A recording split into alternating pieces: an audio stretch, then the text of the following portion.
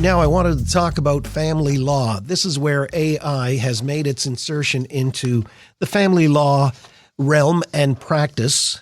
And it's not without its complexities or complications. As a matter of fact, the folks at Shulman Partners are really flummoxed as to how to deal with this. Shulman Partners LLP is an exclusive family law practice based here in Toronto, as well as Ottawa. And Christopher Yu is a partner at Shulman Partners LLP. Christopher, it's good to have you here on the Oakley Show. Good afternoon. Hey, good afternoon. Thanks a lot for having me on. Well, I appreciate you coming on because I thought this was an interesting story that AI is now inserting its way into our people using it, even challenging the advice based on information that's gleaned from ChatGPT. So clients are taking their cues from ChatGPT. How is that a problem? Yeah, I mean, I think back to the days when Wikipedia was first starting out, and sometimes people would go to there. I remember I was in school and teachers would say, don't cite Wikipedia as a source. It's kind of the same thing here.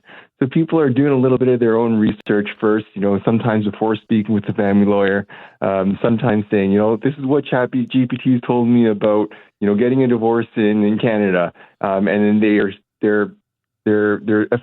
fixed and they're attached to that idea that they get from ChatGPT, which isn't always right. And that's where we run into the problem where the lawyer, we have to correct them and say, no, that's not necessarily how it works. There's some more nuance to that. That's where the problem really comes in.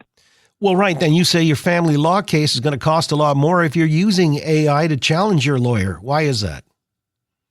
Well, anytime you're arguing with your lawyer, or if you try sending your lawyer down one path and they have to explain to you why that's not the case, or if you're fighting with your lawyer, it's just you're running up your own legal bill. But the other way that can happen is sometimes people will think, I can probably manage without a lawyer. They might start their case one way through a recommendation or some advice they got from ChatGPT. And in family cases, particularly, how you start a case really sets the tone for the rest of the case. So if you start by yourself following the advice from ChatGPT and it's not the right approach, you've set yourself down that path, which needs to be rectified and corrected by your family lawyer before you continue further. So it'll cost you more that way as well. Again, Christopher Yu is with us, partner at Shulman Partners LLP, dealing with family law and divorce and these kinds of settlements. But these are the clients now, taking their cues from ChatGPT. AI is really, I guess, their prompts to what they think is the best way to address a case. And Christopher's saying otherwise.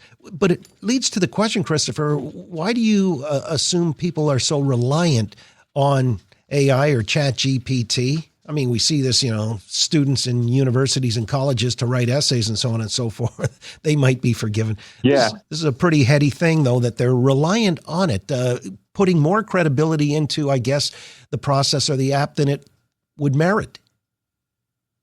Yeah, and I mean, it's one of those things where I think ChatGPT and AI in general, it's helpful, right? It's a tool. It's great if you don't know anything about something, kind of give you that cursory surface level for it. But to rely on that for legal advice as to how to apply that to your specific case, I'm going to say that's probably not the best idea for you. But if you don't know anything, it's not a bad idea to say, hey, tell me about a divorce in Canada. What do I need to do to get a divorce? Or generally speaking, what are the child support guidelines? These are questions which are fair to ask ChatGPT. The problem is when you hear something from there and you take that as gospel, whereas you have a professional telling you, we went to school for this, we've been practicing for decades. This is what we're telling you the law actually works in this case and why it's different from what ChatGPT has told you. That's where we get into the problem. Well, what would some of the typical questions to ChatGPT be in this case? Somebody who's trying to gain some background on how to proceed with, a battle in divorce court. Do they ask ChatGPT or AI, how can I avoid dividing communal property? That kind of stuff. Yeah, I'm sure that has happened. I can tell you just from my own experience, and this happened pretty recently. I had a client who I guess was trying to find any way he could to lower his child support payment. So I'm sure he popped into his AI. I'm not sure if it was ChatGPT or another one, but he popped into his AI and said, how can I reduce child support? And then he said, hey, Chris, I heard that if your income was over $150,000, the guidelines don't apply, which is not the case, right? There's always discretion for a court. There's a notation that says, income's over $150,000. The guidelines may not apply strictly speaking, but that is by and far, in his case, it was certainly not the case. And I had to explain to him, ChatGPT is just pulling whatever information it can get, and it's kind of spitting this out. But this is not the case in your case. And I had to explain to him why. And it took him a little while to get over that hurdle, because he kept saying, but this is what, AI has told me, this is what, I think we should take the direction of this case. And I had to talk him off of that. Wow. So he's giving reliance to and credibility to ChatGPT. Oh, absolutely. Yeah. Absolutely. Sometimes in the face of whatever I tell them to. Some clients put a lot of reliance on what AI and ChatGPT tell them. And yet, it's kind of a thing where we know this app is apt to, I'm not sure how algorithms or whatever are constructed, but it feeds you what you want to hear, doesn't it? Yeah, I mean, from my understanding, particularly how you ask the question, it really changes how ChatGPT or AI will respond to you. You can ask a question perhaps in a neutral way, or you can ask it in a way that kind of prompts them. And ChatGPT takes into account how you've asked questions in the past and, your information and all of the data and details of your account. So it kind of knows. It's smart, right? It's a reason it's such a big thing. So it can, I understand, feed you information that is trying to more or less reaffirm what you're asking it, rather than give you just the basic information, depending on how you ask that question.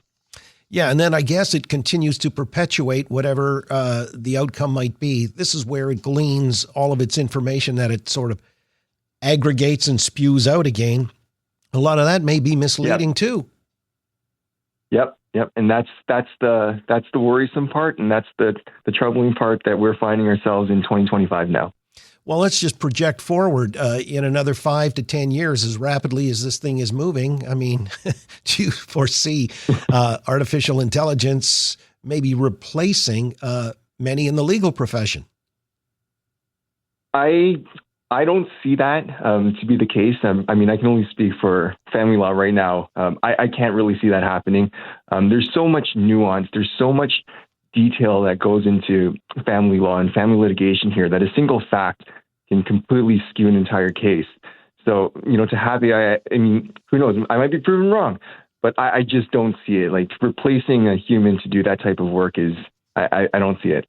Okay, well, at least for the foreseeable future, you're still in good stead, and maybe your real challenge is to talk people back in off the ledge when they have put their reliance for interpretations in their circumstances the hands of artificial intelligence at ChatGPT. Christopher, you is a partner at Shulman Partners LLP.